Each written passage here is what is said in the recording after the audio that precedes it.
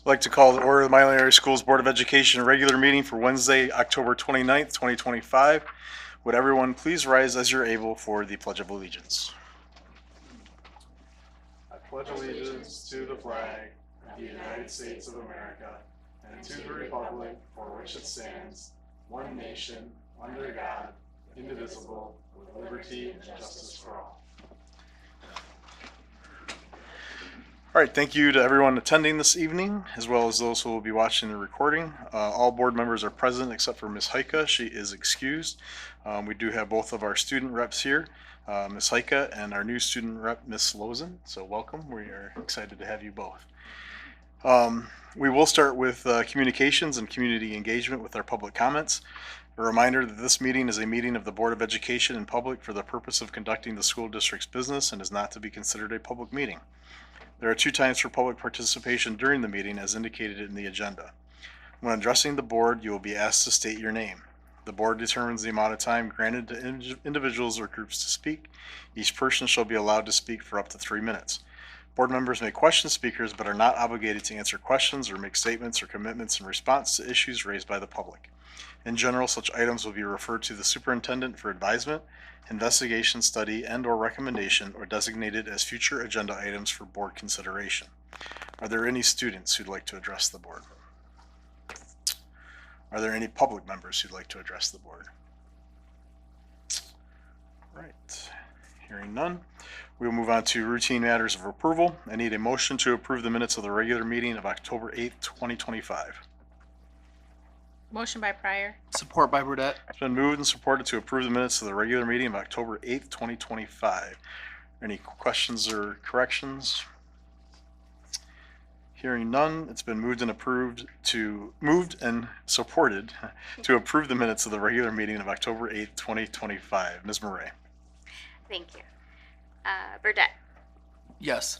Farrow. Yes. Gutierrez. Yes. Murray, yes. Pryor. Yes. Sislo. Yes.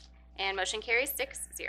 Next, I need a motion to approve the minutes of the regular meeting closed session of October 8th, 2025. Moved by Gutierrez. Support by Farrow. It's been moved and supported to approve the minutes of the regular meeting closed session of October 8th, 2025. These are the ones that are in the envelope at your spaces. You can hand those in.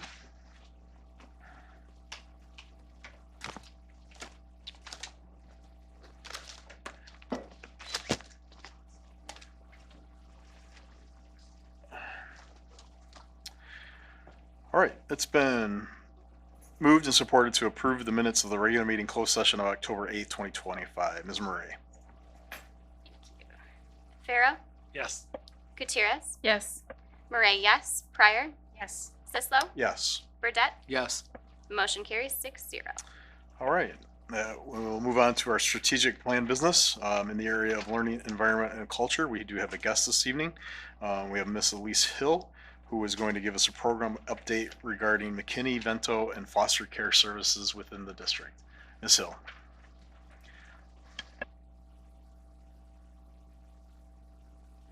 Okay. Can you? Okay. This is not the crowd I thought I was going to be talking to.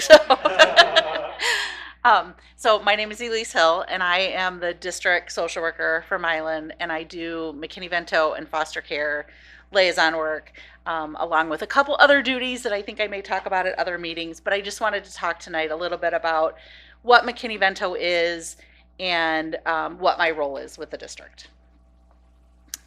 Let's see if this works. There we go. Okay. So McKinney Vento is a federal law that helps to make sure that students who are, and I'm going to talk about the homeless term, but are in transition or don't have a consistent house, are able to be in school and access all the things that any other typical student is able to do, whether that's sports, attendance, all of those kinds of things. And the homeless term is very different when we're looking at schools. The McKinney-Vento Act looks at, and we're going to talk about these specifically, but it looks at whether a child is in a fixed, regular, or adequate home living situation. So by fixed, what that means is are they in a home that is not easily movable? So an unfixed situation would be they're living in a car or they're living in a mobile home that moves. So when we talk about fixed, is that housing situation, does it stay there? Regular is, are they in the same place every night? Or are they at grandma's for a week? Are they at their friend's house for another week? Are they moving all over? Or is there a consistency to where they're staying each night? And then adequate looks at, do they have the basic needs that you would need in a house? Do they have electricity? Do they have running water? Are there 10 people living in an apartment that's meant for 4 people? So those are all things that we look at when we're determining whether or not they're eligible for McKinney-Vento. And they're really trying to get away, and you'll catch me doing it. I'm really trying to correct this myself, but to move away from the term homeless just because of the negative stigma.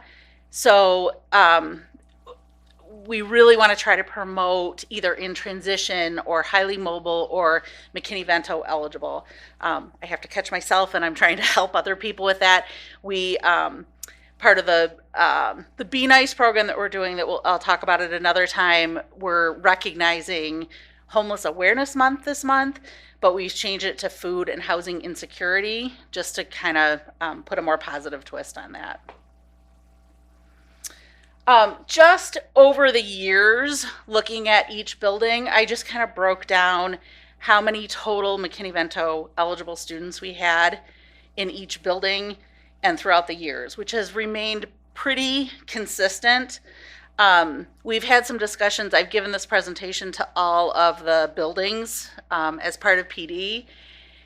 We talked about the high school and why it was so low, and we talked about middle school and high school kids may not share that information as easily with us. But the high school numbers are a little bit lower, but we have remained pretty consistent with the numbers over the years. And looking at it in the United States, there's about 2.2% of students who are experiencing transition. In Michigan, it's 1.9. Washtenaw County, 2.7. In Milan, it's at about 2.9.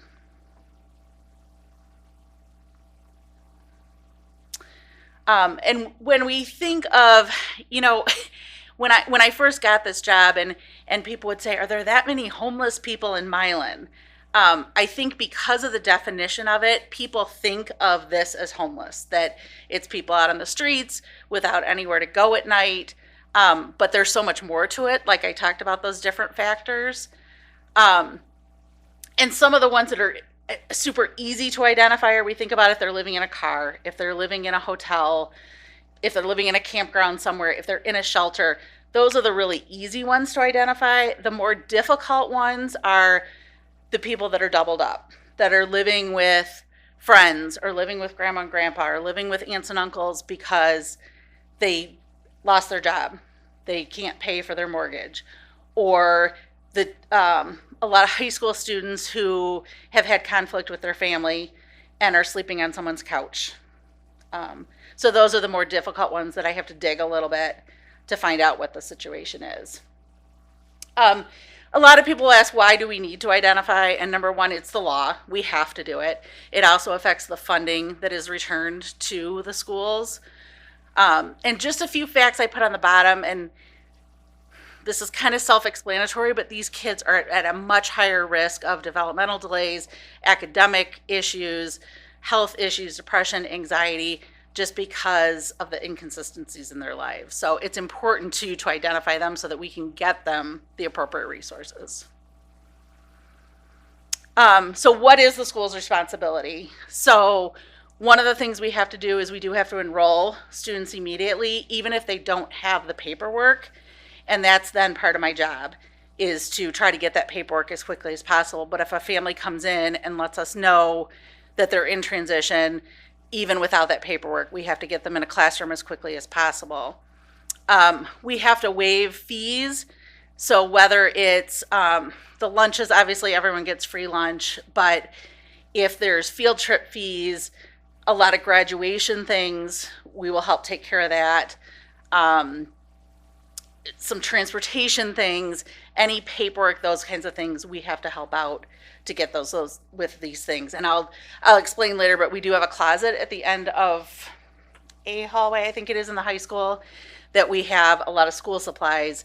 If they don't have boots to wear to school, we have clothing, we have all those things to help supply them. We have laundry detergent, those kinds of things. And so just a little bit about what happened. So the first thing is usually the school will contact either the building social worker or myself.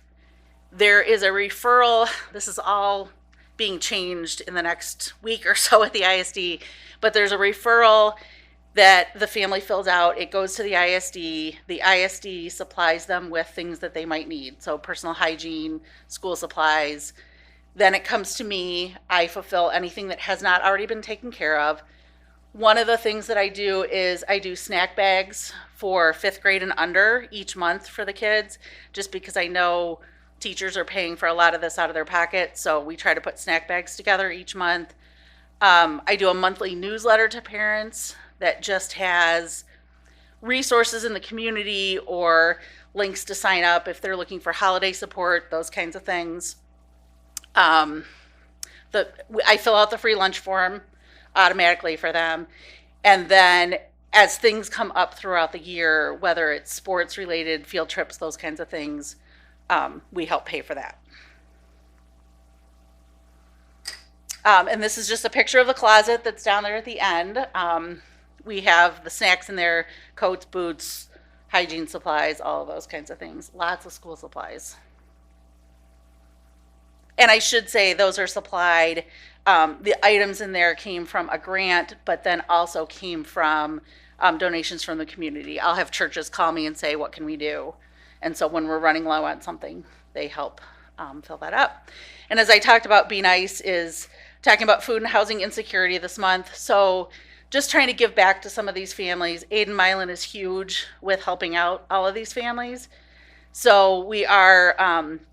the students also picked Ozone House. So between Ozone House and Milan, each school, it kind of has a different theme of things that they're collecting for these two organizations.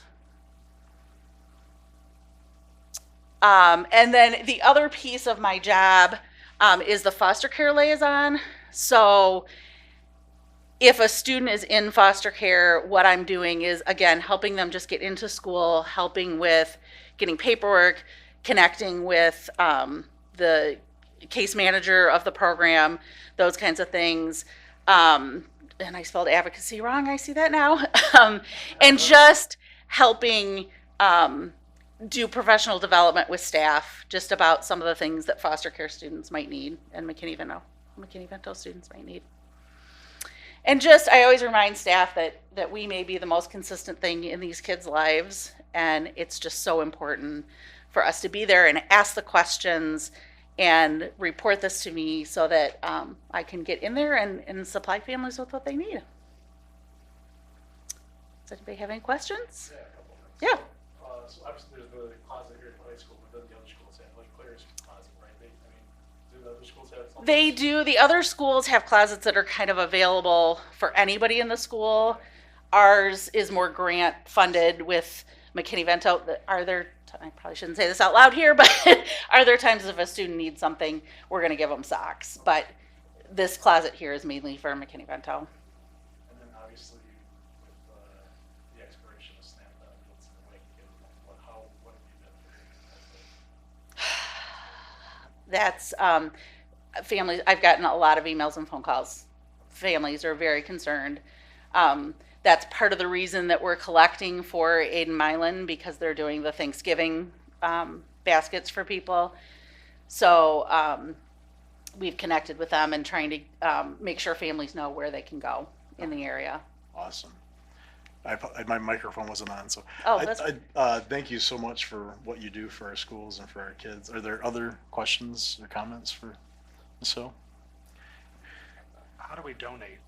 How does the community or us as board members donate? We are always taking donations for our closet. As far as how that goes financially, I'm not sure if you would just if it's money, if you would just write a check to Milan Schools. I will always take donations for, we have we have an overabundance of hats and gloves right now because there was a orthodontist in the area that gave us boxes and boxes and boxes of hats and gloves. But snacks is always a big one. Yeah. Thank you. Or donate to Aid Milan. Thank you. I would say you can email Ms. Sil directly too, if you have any questions. So snacks is kind of the biggest need. I mean, just okay. I did just see there is a community doing a snack drive. I just saw it on Facebook tonight for the schools. So somebody has taken that on this week, but no, it was an outside agency. I don't remember who it was. The ARC in town is collecting Okay. for all the schools for snack closets. Okay. Other questions, Ms. Gutierrez? Thank you, Ms. Yep. Hill. It was really nice to meet you today, You too. Can you tell me a little bit how families get identified as such? I know that I've answered a question on registration paperwork. Is that where it comes from? So it's a couple different ways. There is a checkbox on the residency form that parents fill out, and if they mark that, secretaries then send those to me, and I will follow up with the family. And sometimes it's a temporary thing, and it's not something that goes any further. The other thing in the presentation that I did for the teachers, I really encourage them. There was a video I found about a girl who was in that situation and just saying she wished her teachers had asked the questions, that teachers knew she had been in 5 different schools. And so I've just been encouraging teachers to reach out and just ask, because usually if you ask the questions, they're going to tell you. So a lot of times it's coming from teachers saying, I talked to a parent at conferences and this is what they said. They're coming out of a domestic violence situation, and I just call and have a conversation with them and ask what the situation is and let them know what we can do to support them. Do you find that most families are receptive to support, or are there some that just don't want to be involved? I would say, I think it was difficult. Last year was my first year in Milan, so people didn't know who I was. So it's definitely gotten easier even 1 year in. For the most part, people are very receptive. When I let them know, people are afraid at first, are you going to turn me into CPS, or, are there consequences for doing this? And when I can talk them through and just let them know that we're trying to support them, typically I have a good response. That's great. And then my second question is, I understand that there's many different permutations of family that might be McKinney-Vento eligible. Correct me, those ones that are children living in multi-generational households, by definition, they're not automatically McKinney-Vento if that's the way that their family structure is, or are they? They are not, and that's very tricky, and I ask that question a lot. I have monthly McKinney-Vento meetings at the ISD. It is very tricky. If it's something that's consistent and, that's just the way it's always been, it is not necessarily McKinney-Vento. There's some gray areas. There's no question. Yeah. So does it have to be all 4 of those things, or It does not. Okay. It does not. Okay. No, no, it does not. And there's a whole process. If I have to send a letter to parents saying whether or not they're eligible, and if they're not, there's a whole grievance process that they can go through. Okay. And yeah.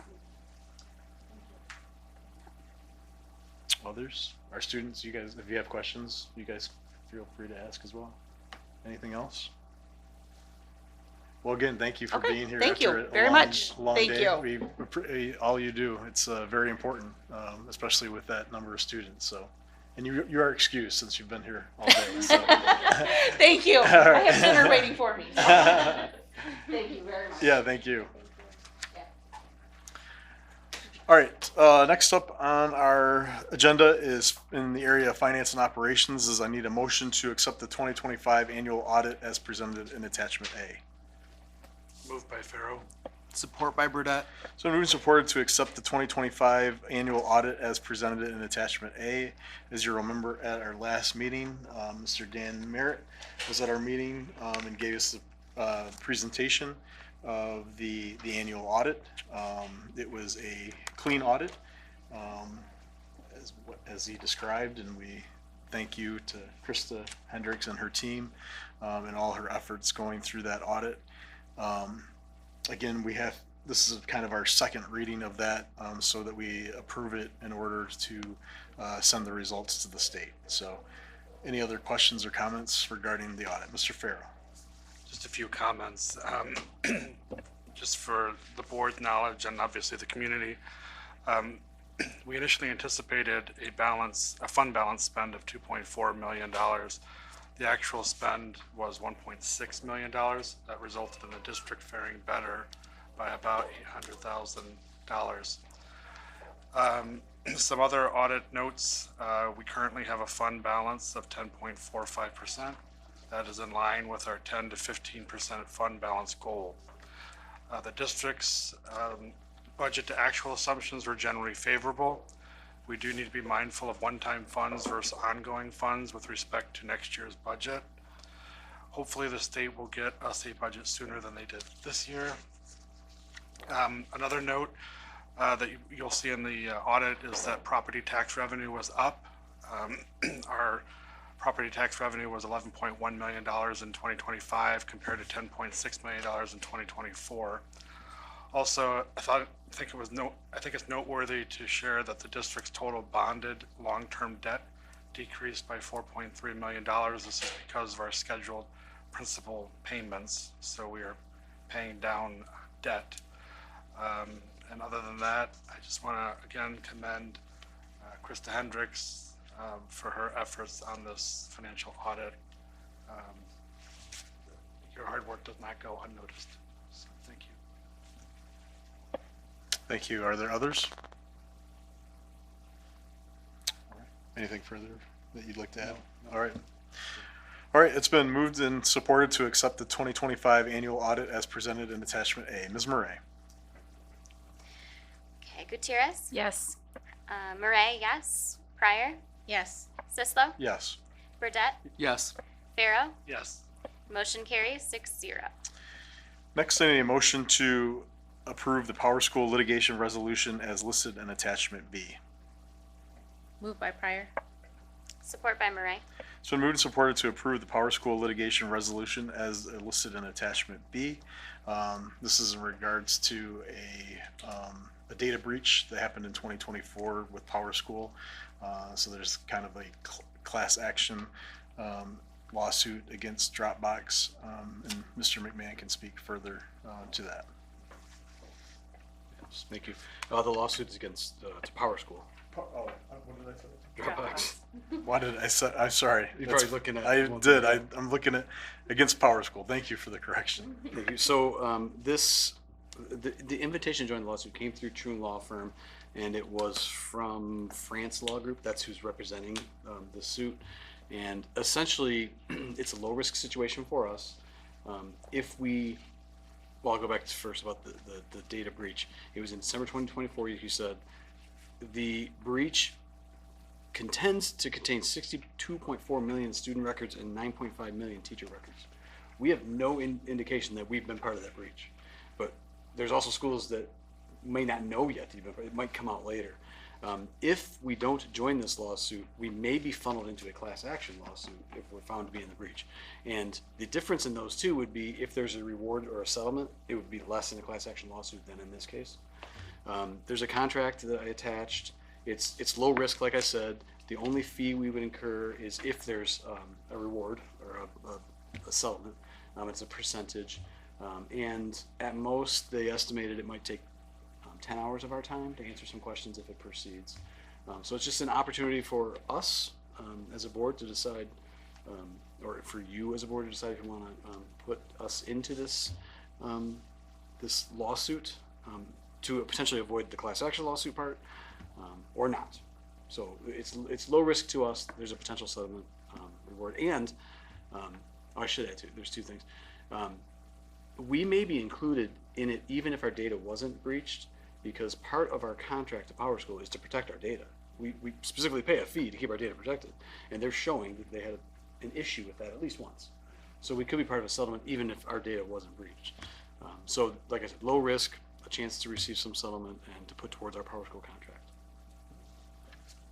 All right. Questions or concerns? Yeah, Ms. Murray.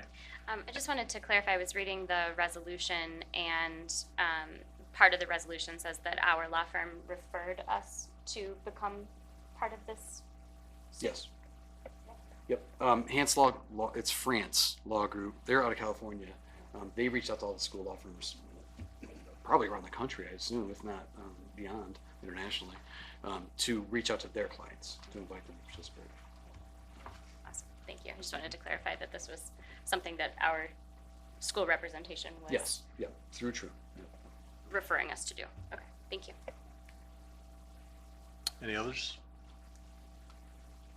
All right, it's been moved and supported to approve the Power School litigation resolution as listed in attachment B. Ms. Murray? Murray, yes. Pryor, Yes. Sislo, Yes. Burdette, Yes. Farrow, Yes. Gutierrez, Yes. and motion carries 6-0. All right, next up in the area of academics and programs, I need a motion to approve the FCI graduates as listed in attachment C, contingent upon their completion of all graduation requirements. Moved by Gutierrez. Support by Murray.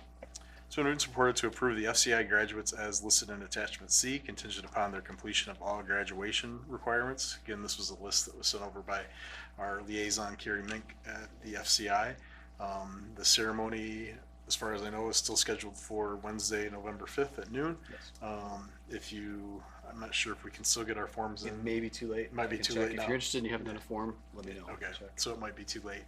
I do plan to attend. I think there's others that are planning to attend that ceremony. So, any other comments? Nope, just want to say, just as a reminder that the graduates of the FCI program are full graduates of Milan High School. It's the same diploma that our students get. It's in an alternate fashion, how they earn it. We currently have, the last update I got was 4 students confirmed as graduates, and then a list of maybe another 12 that are like close. Okay. And they have to plan these out, and sometimes they qualify, the week before. So we'll get an updated list, but we at least have 4 for next week's ceremony. Any questions or comments? All right, it's been moved and supported to approve the FCI graduates as listed in attachment C, contingent upon their completion of all graduation requirements. Ms. Murray? Murray, yes. Pryor, Yes. Sislo, Yes. Burdette, Yes. Farrow, Yes. Gutierrez, Yes. and motion carries 6-0. All right, next up in the area of personnel and leadership, we have a teacher appointment.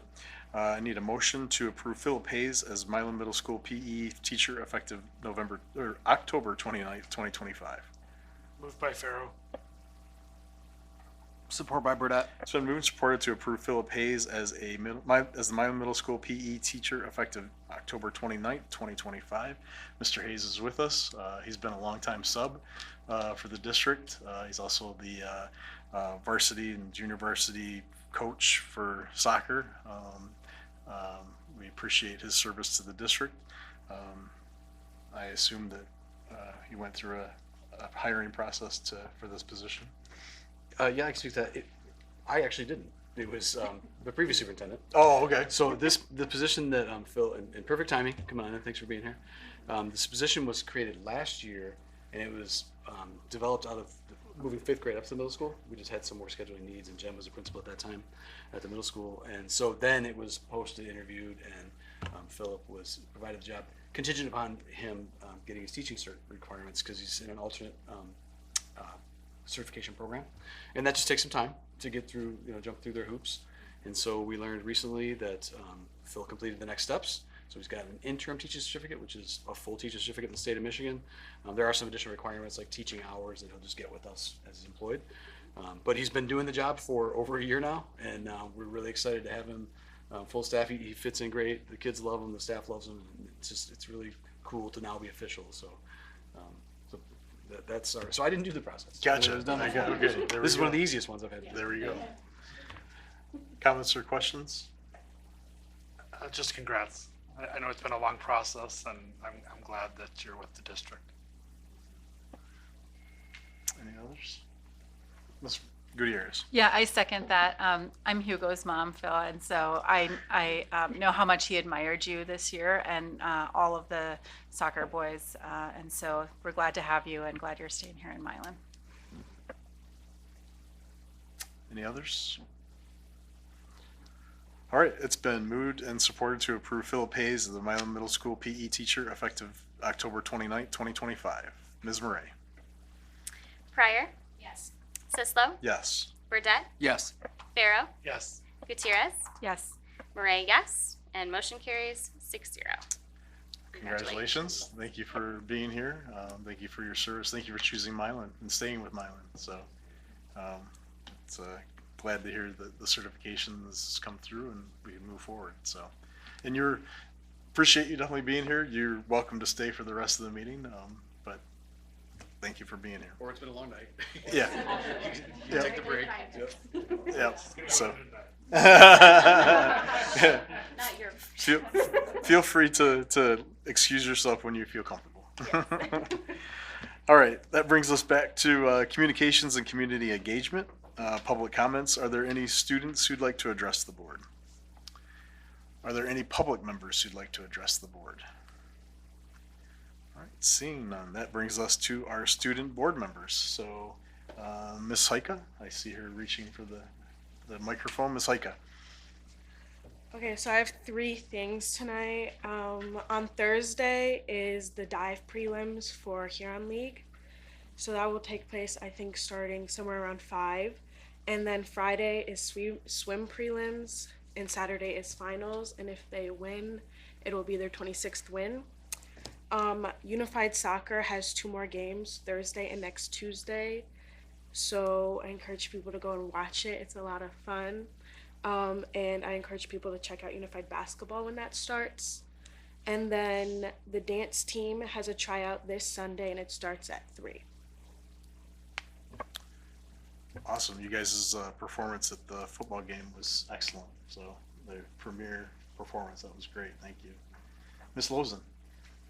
For volleyball, we have girls varsity JV volleyball tomorrow has a try starting at 5:00 p.m. So we just play. It's breast cancer awareness tomorrow, so we encourage everyone to come support that. And then also for volleyball, districts start on Monday. We are hosting districts this year, so we will be hosting up until it goes to states, which is I think November 18th, and then districts go until the 18th, and then state quarterfinals begin. And then the Odd Couple, which is our fall play this year, their performances are November 20th at 4:00 p.m., November 21st at 4:00 p.m., and November 22nd at 2:00 p.m. And we encourage everyone to go support that. Excellent. Appreciate the update. Thank you very much. So, any questions for our students or anything? Cool. Thank you very much. Ms. Murray? Just wanted to clarify the start times for the performances. Is it really 4:00 in the afternoon?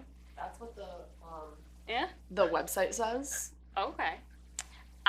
We have time to. We can, Yeah. we can I- double check that. Yeah, we do have some time. I also had a note to talk about that tonight, but I had 7 p.m. except for the matinee on Saturday, so I'll be there. That's what I was but- expecting. Right. The website said 4 p.m., so we can definitely double check Yeah, that. we That's should cool. do. Yeah, That's good. let's. So awesome. That's all. Thank you. We have some time, so that's good. Any others? All right, thank you. Appreciate it. Brings us to Assistant Superintendent comments. Ms. Bookout. Thank you, Mr. Sislo. So I'd like to start off by reminding our families that tonight is parent-teacher conferences is wrapping up at this point, but we do have a full day tomorrow in the afternoon and also to the evening. This is a really important opportunity for our families to come and meet with our staff and learn about how their children are doing in school, and to really partner with our staff to make sure that we're supporting learning at home and in our schools, especially at the middle and high school level. The elementary level, parents do have to make appointments, but middle and high school, as a reminder, are open house style, so families are welcome to stop by at any time and talk to those staff members of their child that they would like to speak to. So we hope that we're able to have as close to 100% attendance at conferences as we can. Our first 31A at-risk list for the 25-26 school year has also been submitted to the state this last week. This list identifies students that may qualify for some additional supports based on some different factors, including socioeconomic status, attendance, academic performance, or family circumstances. And the percentage of students qualifying across our district at this point has increased. We were at 77% last year. We're up to 81% this year. Because of the way that state funding works, we will see an increase in state funding for the 26-27 school year, but it is just notable that we are seeing an increase in those numbers, which will result in increased funding for student supports and intervention next year. I also want to share an update on our AI task force. So this has been an exciting new initiative for us this year. Right now, our group includes 16 participants, so we have teachers, support staff, and administrators from all 4 of our buildings that are coming together to really dive into how we can use AI in our schools in an ethical and responsible way. We've partnered with Advanced Learning Partnerships through REMC, and I want to thank Sarah Murray for creating that or coordinating that opportunity for us, so we're able to provide this opportunity for free to our district, so we can able to provide this. So in October, this team participated in a full day of professional learning around this topic, and everyone in the task force is going to create sort of their own action research project around AI. And we're going to all receive about 2 months worth of ongoing professional coaching on AI, and then we're going to reconvene back in December to share the results, and hopefully you'll be able to take all that work and really springboard it into creating some district policy and practices. So it's exciting to see that. Cool. Finally, I wanted to just share some highlights about things that have been going on across the district. The middle school had a wonderful fun run a couple of weeks ago. They raised $7,000 for their new PTO, so we're excited to see that. At Simon's, they had this fantastic books and bingo opportunity during this Scholastic Book Fair. I was able to be there, and I would say there was at least 150 people throughout the evening that came out to shop at Scholastic Book Fair and have some really fun community events sponsored around literacy. Simon's and Paddock also celebrated Unity Day in October, where our students wore orange in support of kindness and inclusion and anti-bullying. So we're excited to see all the great things happening across our district. Awesome. Thank you so much. Assistant superintendent comments. Or not, no. Superintendent comments. Yeah, assistant. Yeah. Assistant, yes. Superintendent comments. I get. Mr. I wasn't planning to say this, but on Monday morning I did walk in and walk past the office. Did you answer your. Got to the kids' door and was like, nope. Yeah, sorry. It's Turn. okay. It's okay. Mr. McMahon. Yeah, thank you. I would like to share with the board. Yesterday, Gary Cox, our new maintenance and facility buildings and grounds director, and I got to meet with a gentleman named Jason from a company called SEC. He's a former police liaison officer for Oxford Community Schools. He was there when the tragedy happened. He's now working as a consultant for SEC. They came here 3 years ago and did a security audit. You might remember one of the things that Brian would talk about, and it was the door locks with the big things on it, and that was one of the action items we took out of that. So our contract's actually up, but they were kind enough to come out and offer us one more update. So he and I met for a bit with Gary, and then we walked the buildings and met with the principals and just reviewed the past report, and progress has been made, and then identified a couple areas that we can maybe give some attention to coming up if we can access some funding for it. So that was a good day. It was a long day. We started at 7:50 and ended up about 4:30, so it was straight through. But it was a good conversation. And out of that is coming, we're going to be working on a district emergency operations plan. Jen's taking the lead on that. The state is requiring, there's a new template out there. There's some new requirements that will be like in the summer will be required. We're still waiting to see if what they're saying is going to be required. If they have time to change it, and they probably will. But we're starting that work on that. And a lot of that stemmed from that conversation yesterday. I had the chance last week, Wednesday, to attend a new superintendent's meeting with MDE. It was a really great day. They're doing 2 meetings for the 66 new superintendents in the state. Wow. And there's 66 new first-time superintendents in the state. So there's 2 meetings. I went to the first one. There was like 9 of us. There's another 20-some going to the second meeting, which is this week. So about half of the new superintendents made it to this event. It was cool. It was more of an overview of MDE, but a chance to connect with individuals and other superintendents that are going through a lot of the same things that I am. So it was a very good meeting. I did make some connections, and in fact, Deputy Superintendent of the state is coming down to visit us next week. So Wow. We get to host her to come in, and we're looking forward to having her. Cool. I would like to remind, we talked about parent-teacher conferences, but also half-days. Don't forget, the next 2 days are half-days for students. Check your building schedules because they all get out at different times. I do want to share a reminder about the important CTE millage election coming up next Tuesday. I want to really strongly encourage our families and our stakeholders and even our students to go to the WISD website and look at the resources available to inform and educate yourself about the millage and what it means and what it will cost and why you might think it's valuable. I would encourage our voters to consider the enhancement of the programs that are in the county right now, the expansion of programs to have more outreach to communities like ours in Manchester and Chelsea on the fringe and Ypsi and Lincoln, so we can have access to more programs. Broadening the scope of the programs to include pre-K through 8th. It's not just a high school initiative. And also really consider the impact that it's going to have on the future of our kids and our local community. So it's really important that our families go out there and take a look at the website or call me and ask questions. We want our folks to vote. We want them to be informed voters. So please take a look. And lastly, I'd like to recognize Krista Hendricks for all the work she did getting us through another successful financial audit. It's a ton of work. I think the stress is like August is when it's the hot time when they're here. But I know you put a ton into it, and I appreciate everything you do to keep us up and running. So thank you. Awesome. Thank you.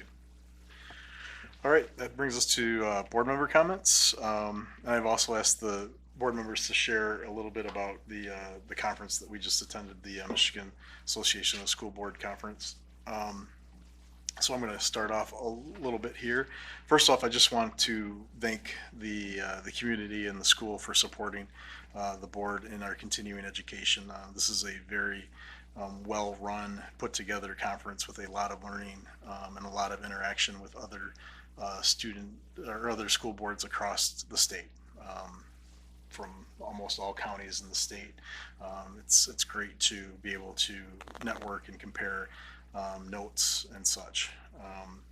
I also want to thank our board. I think it became evident to some of our newer board members how well functioning this board is, and I thank the members of our board that attended and took the time to learn more about their role and how we can increase the success of the district. So just a few things that I attended. On Thursday, they have it's called the Michigan Council School Attorneys Fall Conference, and they review the hot topics of litigation in schools. So some of the attorneys presented some things on cell phone use, parental rights in regards to opting out of instruction and other issues, some legal issues with school board governance. Also talked about threat assessment teams and student safety, and then we also received an update on the Open Meetings Act and the Freedom of Information Act. So it's always a good conference to attend, just to make sure that we are following the laws that we are required to as a school district. I was also able to attend two what they call CBAs. One was 263, which is collecting feedback, and 363, which was leveraging feedback. So they were kind of a back-to-back grouping. It was a very good presentation on how we can take that feedback that we receive in many different ways, through emails, public comments, the survey that the district does, and how we can take that feedback and improve our district. The general sessions were awesome, I felt, especially the opening session. I thought the presenter was very inspiring, and it was great to have him. As a result of a couple of things at that conference, there's definitely going to be some things that we talked to Mr. McMahon in regards to district goals and his superintendent goals, that we will talk to him about that when we get to his review and his evaluation in December. So I did talk to Scott Morrell, who is a consultant with the MASB. He is the facilitator. He's been our facilitator for quite a while in the superintendent evaluation process, so he will be joining us, I'm pretty sure. He's checking his availability for the December 17th meeting to make sure that he can be here when we go through that evaluation process. One of the things also during the feedback courses that I took, there's a lot of things about, obtaining two-way feedback and, you know, talking with our stakeholders, and obviously with our Big Red Board chats, it's one of those things that we've talked about many times here at this how we want to redo those, because just the way with attendance and are they successful or not. So one of the things I know we had talked about potentially finding different places to do that. So I did reach out to Larry Biederman, the president of the library board, in regards to potentially using the conference room at the library for future Big Red Board chats. He thought it was a great idea, so we will look at coordinating that. So we will probably reschedule our November. I think that we have on schedule for November 13th. We may be rescheduling that based on the library availability. There's like Tuesdays and Thursdays, I think they're open till 8. So we may be looking at moving it to the library to start to help get out into the community with some of those. And then I want to reiterate what Mr. McMahon talked about the CTE millage. In talking with several other school boards throughout Michigan, we truly are in what has been referred to as a CTE desert in Washtenaw County. There's when we say that we don't have a CTE millage to a lot of these other boards, they're very surprised. They think Washtenaw County would have something such as this. So when we talk to these other school board members that are offering these these CTE opportunities to their students, it obviously puts our students in Washtenaw County at a disadvantage.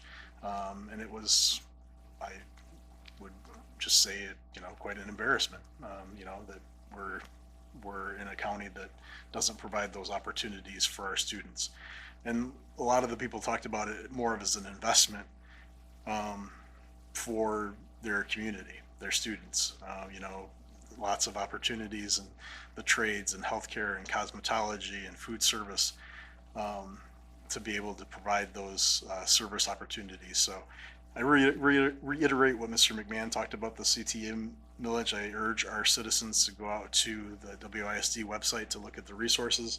Again, this is something that's going to support all districts in the WISD and expand those opportunities for all students, including those in Milan. So I think it's an important thing to consider, and I definitely urge our community to go out and seek those resources and be an informed voter for the investment of our kids in Washtenaw County and Milan. So with that, are there other comments? Ms. Pryor. I was also able to attend the conference last week. It's my second time going, and once again, it was very informative. Same as Mr. Sislo said, the ability to talk to other members or learn from other boards around the state is very helpful. We are lucky to have a board that gets along, but what I'm reminded of every time is a lot of those is my role as a school board member, and it helps me remember what my role is and not to venture outside of that. And many of the issues I hear from the other board members is from around the state is that a lot of that occurs when you go beyond the role that you really have as a board member. So it helps me stay grounded in what I need to focus on. But I was able to attend 5 different CBA courses, one on audit, which I'm glad I did. We just had our audit, but in between the final approval, we looked at one, we went over the whole process, we role play doing a little bit of it. So it makes me even more thankful for Ms. Hendricks and for those on our board that really dig into that, because it is quite a process. I was able to also attend a class on media relations, how to interpret things in the media, how to really leverage the media we do have with the newspaper, social media, having our good advocates out there that try to help us dispel negative things on social media when we have those individuals really trying to put a spin on something bad. I'm appreciative of all those that come back and say, no, that's not true, and help give correct information. So thank you they talked a lot about that. A few schools are having some pretty severe issues with a couple hecklers, so I'm thankful for our community. I took 2 courses on understanding and working with the legislature and advocating for things within our government. The one on how to testify in committees was excellent, learning how the process works, how to show up prepared. I feel confident that if I ever needed to go and testify in front of a committee before a bill got out, that I'm prepared to do that now, which is something I probably will do in the future. So it helped put in perspective that advocacy for things for our schools start now. We should not be waiting until the budget is not coming together. We should be watching those every time and making sure that this whole board is in there, giving our information, working with MASB, and to try to work with other board members around the state. And the last one I took was a self-evaluation for the board. We did one of these when I first started, it's been about a year and a half, and I remember walking through and answering all the questions. So I'm hoping we do one of those again in the future. The board makeup has changed, and a lot of them have it on a schedule where every 2 years we're looking at ourselves, we're assessing how we work together, how we set our goals.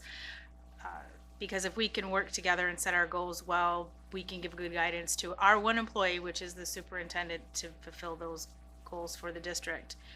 But it was excellent. I'm always glad to go. I was able to talk to a few people from different school districts within Washtenaw County, and we were all talking about the CTE millage. So I'm going to say it. It's probably going to be over and over again tonight. It really was clear that we are at a disadvantage. And as much as I really want it passed for Milan, but there's other school districts and other kids in our county that I care about having access to these programs as well. And it was apparent that we don't have everything we need, but there's a couple school districts in our county that are extremely suffering from lack of ability of having access for their kids to these programs. So it's important for our whole area that this gets passed and our students are able to take advantage of just being open, have the ability to several more careers and things that they would want to do. One other thing from the conference is that every time I'm there, I always somehow end up talking about our big red board chats. And even though they're not very well attended, the other schools seem to like it. And I have not heard of any other schools offering that type of public forum. So I hope the community starts to come to talk to us more, because we would like to hear from you and we do offer it. So hopefully with this more community setting where we're sitting down with you and not standing up at the front, you'll come speak with us about the things that you want to discuss. The last thing, 2 things I would like to say is I was able to attend the Dine to Donate last night for the dance team. There's a few more of those going on in the next couple weeks. Their information's available on the social media to help support our different organizations within the school.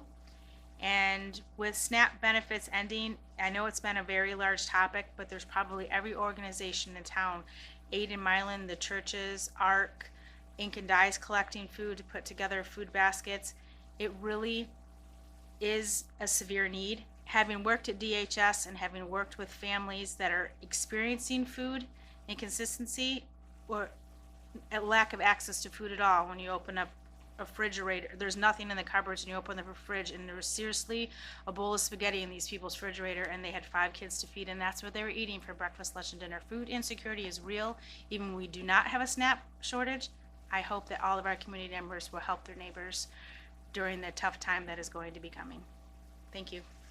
Thank you, Ms. Breyer. Mr. Farrell.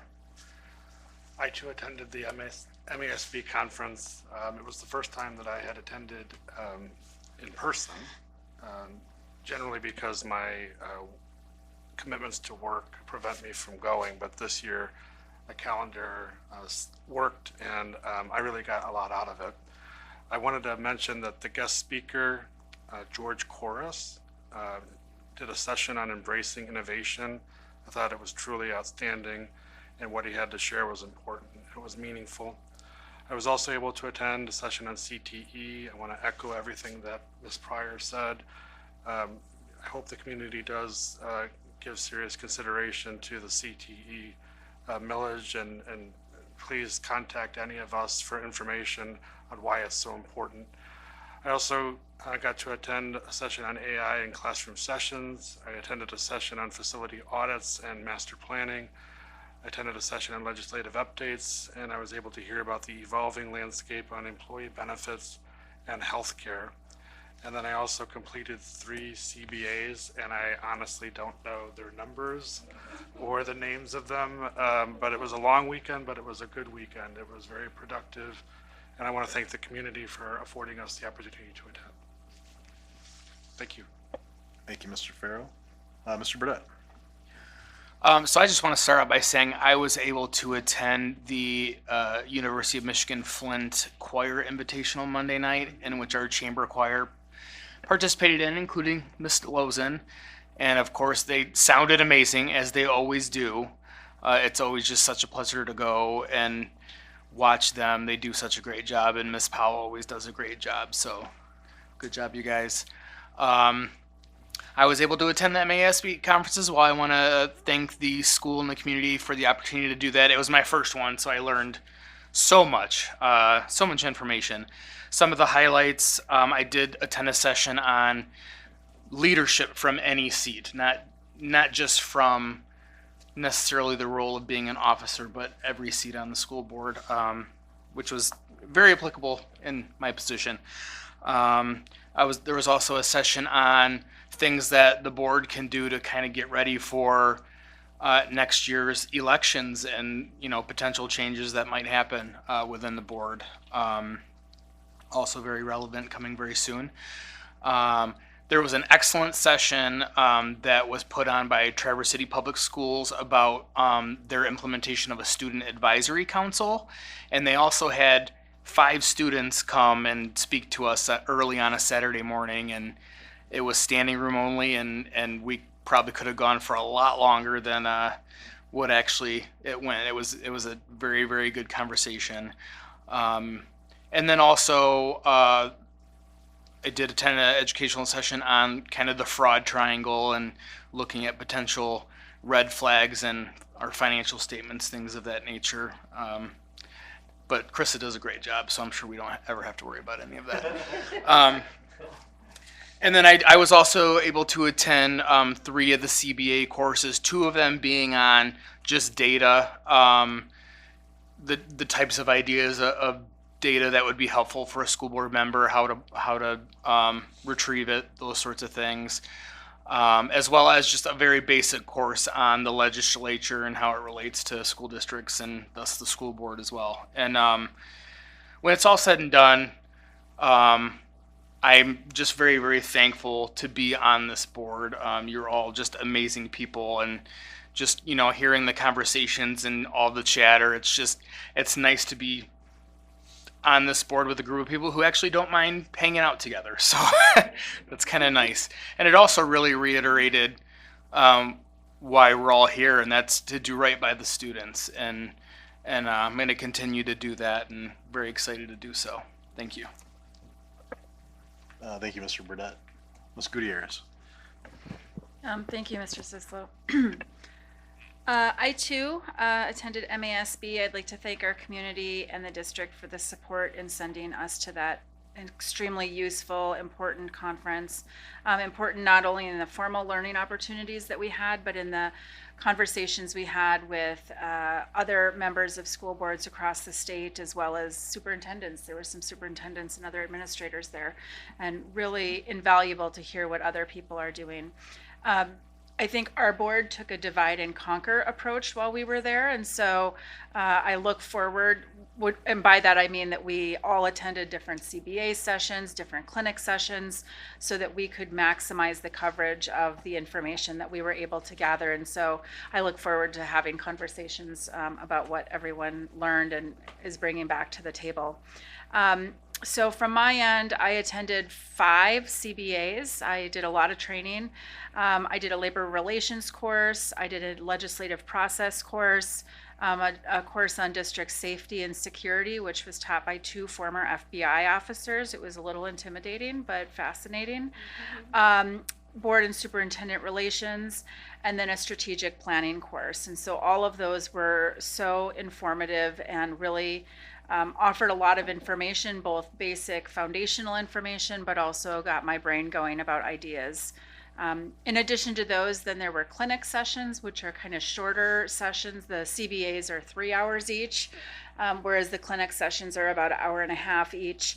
And some of those that I attended, one was on career and technical education and was specifically highlighting the work that has been done in Kalamazoo with their RISA. I don't remember what RISA stands for, but it's like the version of an ISD. And they've recently invested in a new Career Connect campus that is both beautiful and innovative and functional. And it was just really inspiring to hear the work that Kalamazoo has been doing. And they talked about how their programs are designed to be flexible and adaptable and agile as the needs of the field change, so that they can continue to offer programs that are cutting edge, and that what we think of maybe as CTE from when we were in high school might not be what CTE looks like now. And to that point, they mentioned they were going through all the different industrial revolutions that we've seen in history, and talked about how AI is our newest industrial revolution, and really training our learners to be prepared to innovate and exercise that knowledge and experience in the economy today. The other thing I think that was important that they talked about is how their facility and their programs are meant to be bi-directionally beneficial to the community.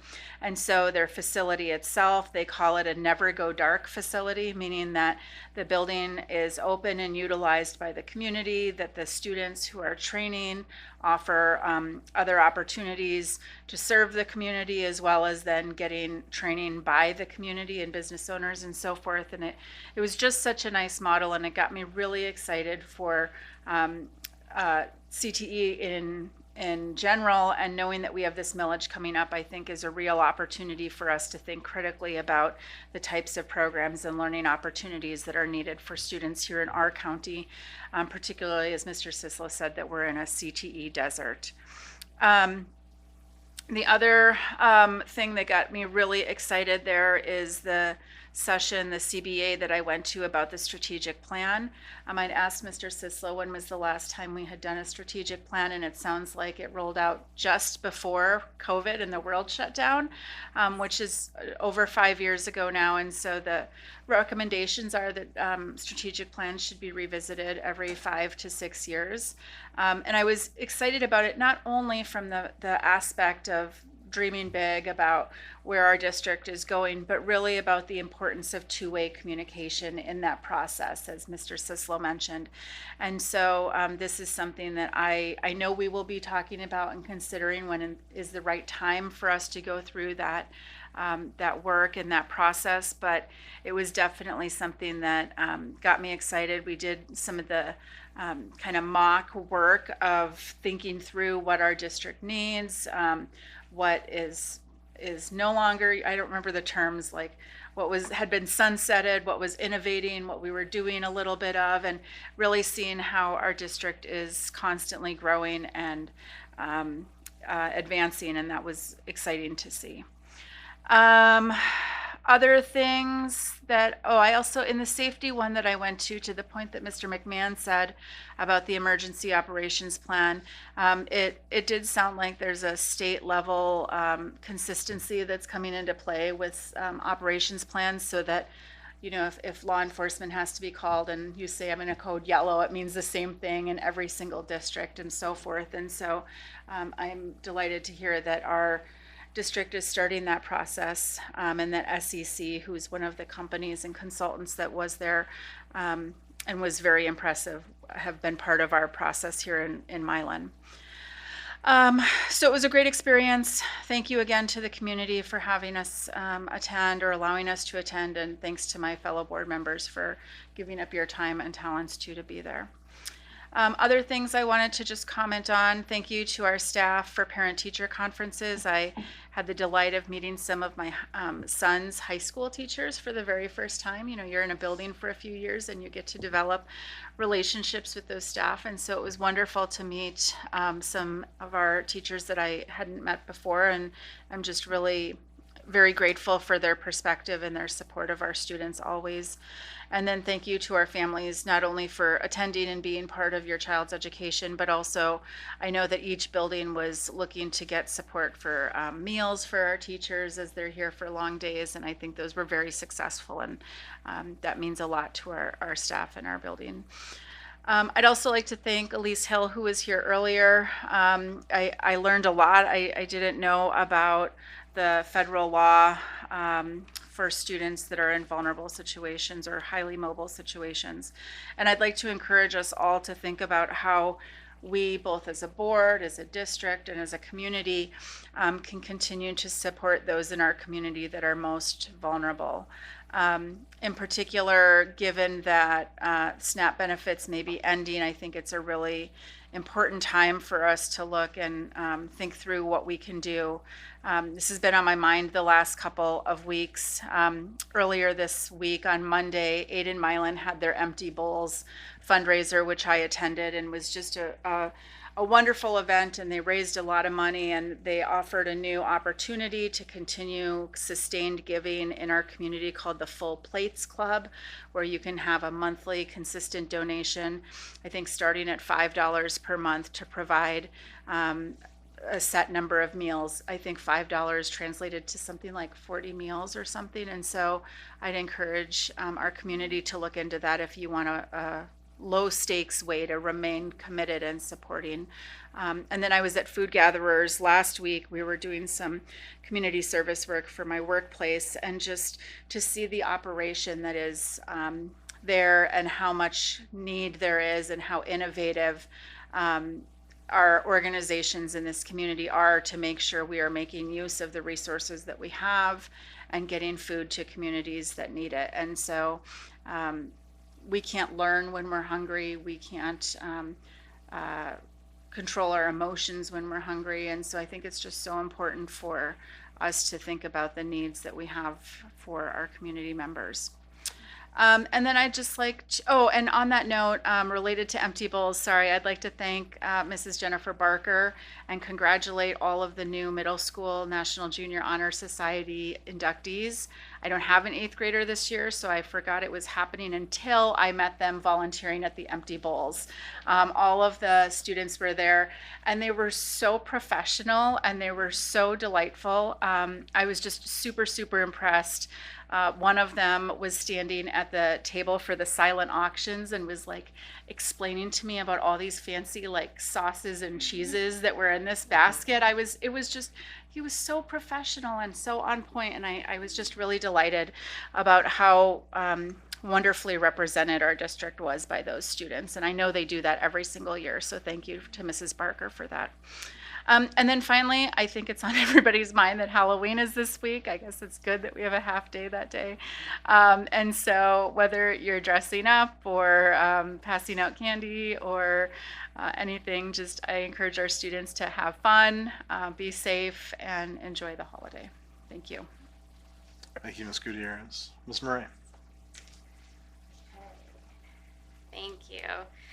I will start tonight. I wanted to touch on some congratulations to Milan Middle School. I understand that they received a Dream Big award from the My Future Fund just recently, which means that they had like the highest enrollment of students in the My Future Fund program from all of our schools in the county.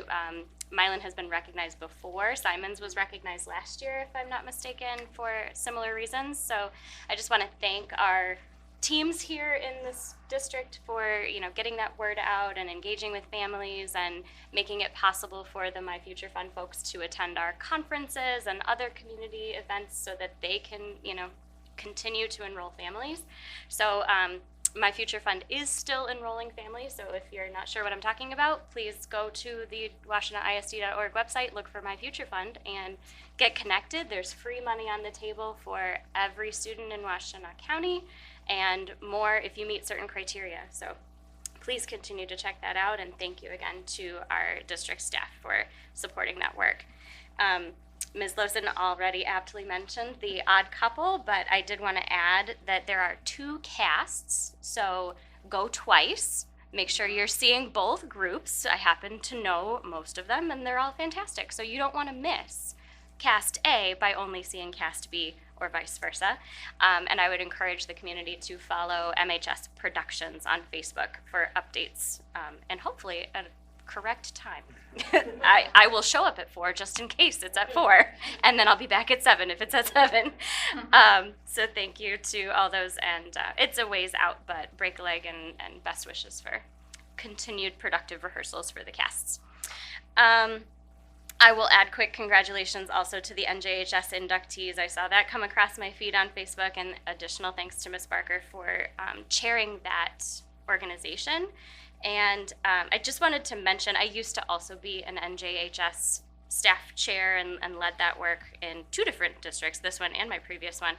And the 5 pillars of National Junior Honor Society are scholarship, leadership, service, character, and citizenship. And from what I understand from Dr. Gutierrez's characterization of their work at Empty Bowls, these students are absolutely exemplifying the 5 pillars of NJHS. So congratulations to all those inductees. Thanks to Ms. Barker for chairing that again, and we look forward to all of their work. Middle school choir, congratulations. Thank you, Mr. Brodette, for mentioning the high school choirs. Our middle school choirs were at the MSVMA Honors Choir last weekend, and I understand they did a beautiful job again, as always. So congrats and thanks to Ms. Powell and all the students. And I had the joy of watching the high school dance team at HOCO whenever it was. I can't do calendars right now, but they were amazing to watch. I had so much fun seeing all of that hard work come together, and so can't wait to see more from that group. I will touch on the MASB conference next, as directed by our president. This was my 3rd MASB conference. I've gone every year since I was elected to the board, and it is one of the best conferences I have the privilege of attending all year. I go to quite a few in my new job, but this one is one of my favorites, even though it takes me out of my day job. I really appreciate the opportunity. I took 4 CBA classes. The one that probably was the most impactful for me this time around was the practical advocacy one. We got to do a mock testifying at a legislative committee. So our course leader had us research a few different bills that actually ended up dying in the process and were not enacted in most cases. But we either had to take a defense of the bill or an opposition of the bill position, and we had to come up with our primary points that we wanted to share with the legislative committee. And then we switched roles and acted as the legislative committee and grilled the other teams on their proposals. So it was really active of a course. It was, from an educator standpoint, I really appreciated how this instructor structured our learning experience. We got a lot out of it. And then I did a number of clinic sessions, but the one that I most want to highlight are 2 AI policy and AI equity clinic sessions. I went to those because I'm doing a lot of work with AI in education in my day job, and I really wanted to have the opportunity to connect with other districts and hear their perspectives and kind of get a finger on the pulse of what's going on around the state. I feel like I have a pretty good perspective on what's happening in our county, but not necessarily beyond that. And a few of the things that they highlighted in these clinic sessions was the very real AI divide that is already in existence and growing. The longer that a district holds back or takes a wait-and-see approach on AI use and most importantly, AI education for their students, the greater that divide has an opportunity to grow. And we need to also be thinking about our small, vulnerable, and rural districts in this process because they are, they have less capacity in their staff and budget to send people to conferences, to bring in trainers, to ensure that their staff are brought to, current trends and are able to infuse AI within their practices. So I am really grateful that that's not our story here in Milan, which I think, let me just make sure I didn't have any other conference highlights, because then I want to talk about ALP. I guess closing on the MASB conference, I'll just add that I too am extremely grateful to be working with such an engaged and collaborative board. We had 6 out of 7 members. We sat with some folks who only had 1 member of their board able to come to the conference. And that's not a judgment against them, it is what it is, but I am just truly grateful to serve with a board that models continuing education and lifelong learning. That's what we want for our students, and so I'm just really proud to serve with a board that leads by example in that regard. So getting back to the AI thing, the need for us to move forward with intention and kind of all rowing the boat together in AI is very, very real, because we don't want Milan area schools to become part of that AI divide and have our students and our staff constantly trying to play catch up. We hear it all the time in my spaces that the AI train has left the building, and that is entirely true. So we're always going to kind of be feeling like we're running and trying to catch our breath there, but I'm so grateful to Mr. McMahon and the rest of the district staff, the 16 educators that are on board with this task force. That's so great to hear. And I just wanted to offer the community a little bit more background about what ALP is and how we got it, and that I did all of that work because of my day job, not because of my board job, but it helps that I sit here too, I guess.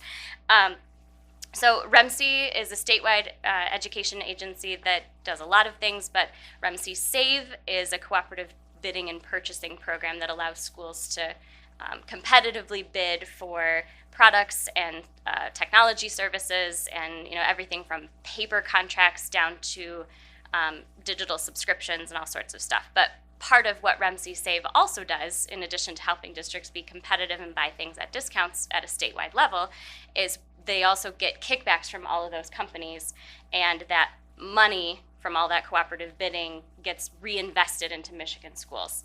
And one of the ways that they reinvest those dollars into Michigan schools is through partnerships with coaching agencies like ALP.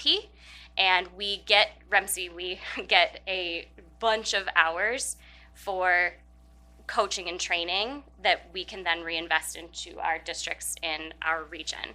So in my role at the WISD, I was, contacted by REMC and said, hey, we have all of these hours. Can you help us find schools in your ISD to use these coaching hours around AI policy and training? And so I reached out to a bunch of different districts, and just as it happened, Milan was the only one that said, yes, we want in. And so it could have worked out that Milan would have been in a collaborative with several other districts kind of all doing similar work.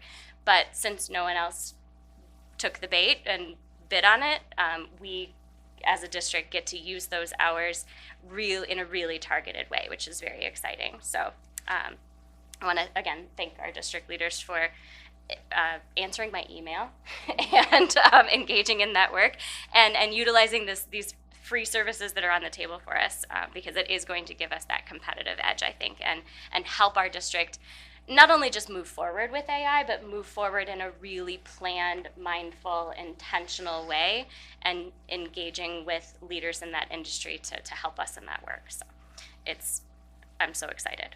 Thank you. And then lastly tonight, I want to touch again on the CTE millage, and I'm going to highlight a couple of different things I hope that have not been said. Again, I do encourage the community to please go to washingtonisd.org. You'll get this lovely pop-up that if you work there and go to that site a lot, it's really kind of irritating, but it's really good information. There is a bunch of drop-down tabs there, and if you go to the research tab, I'm going to highlight a couple of research points that I think are really important that will hopefully save you from reading the greater report. But I encourage you to read the report. There are many.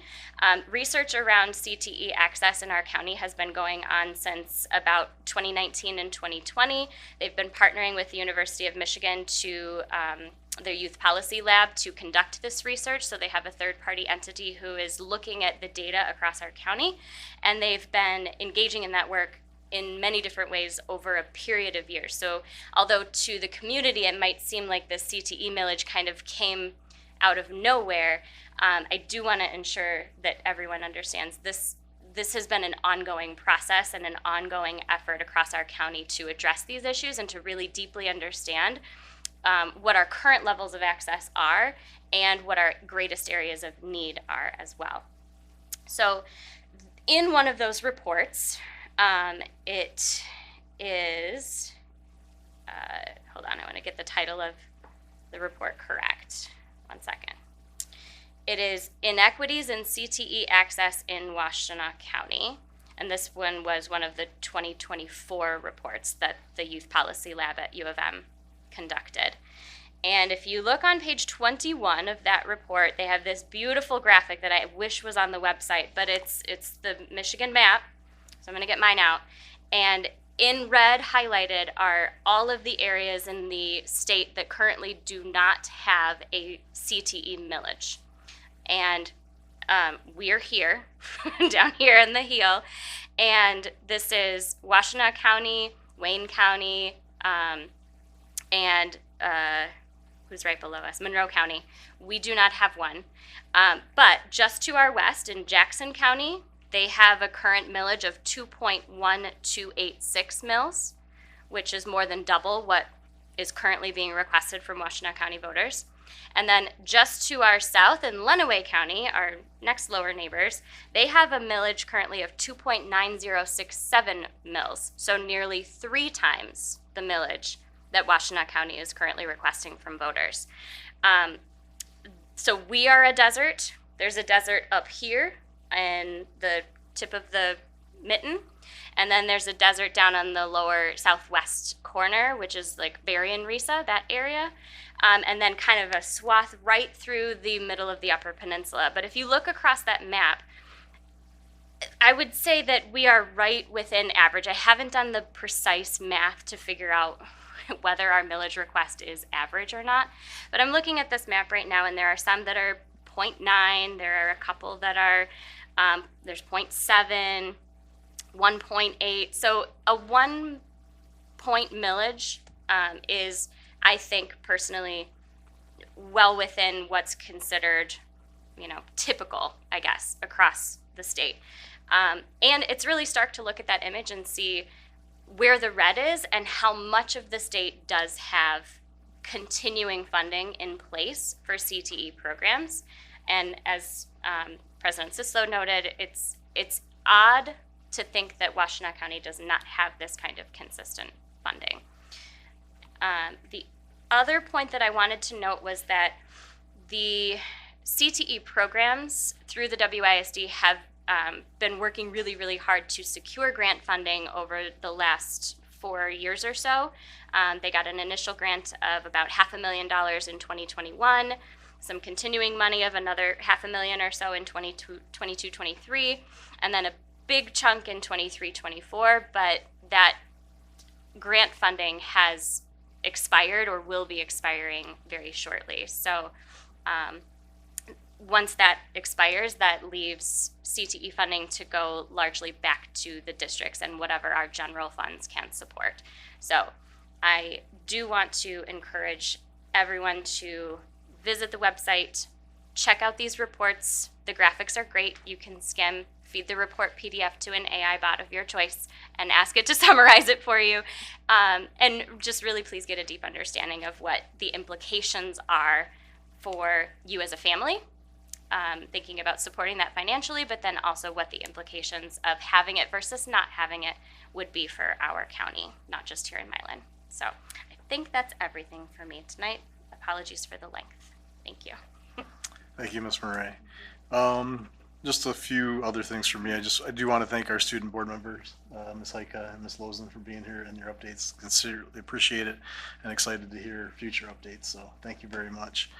I do want to thank Dr. Gutierrez, Professor Gutierrez, for not using acronyms. I know that was one of the things that they talked about at MASB, Michigan Association of School Boards.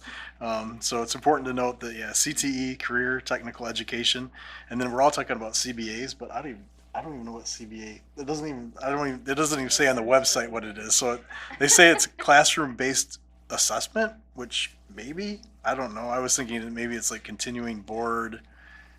I think it's continuing board. Certification, but Certified board member award. board member role. oh, so is that what? Award, not the class. Yeah, so is that what they're? I don't know. It's very strange. I don't know what we got to find out what CBA stands for. Sometimes we just don't. Sometimes we just don't. So they just make it up, and everybody just keeps saying CBA. So in addition to the board members, like obviously we have to thank our staff because you guys are the ones that execute all of this and make it so that we do get along up here as board members and can have these discussions. So just the fact that we can be a model board member or model board up at these conferences is a great testament to our staff and administration. And we thank you guys for, putting these policies in place and taking care of the students the way you do. So we appreciate that. And then, yeah, so Halloween, I hope there's more treats than tricks. So any other comments?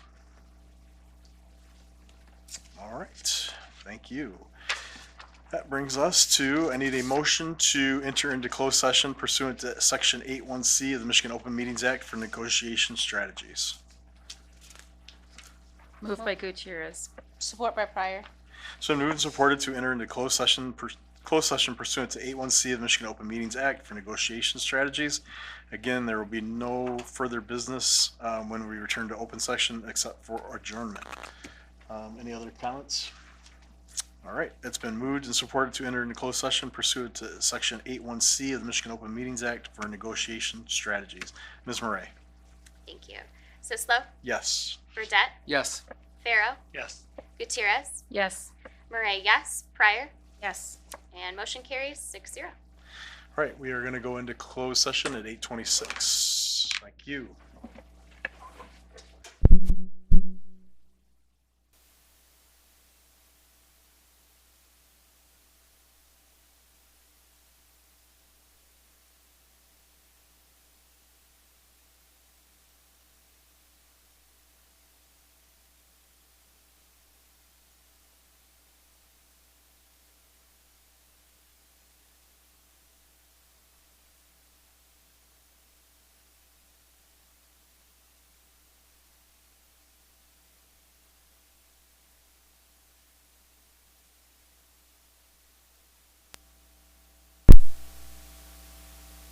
All right, we are returning to open session at 10:05 p.m. and we are adjourning at 10:05 p.m.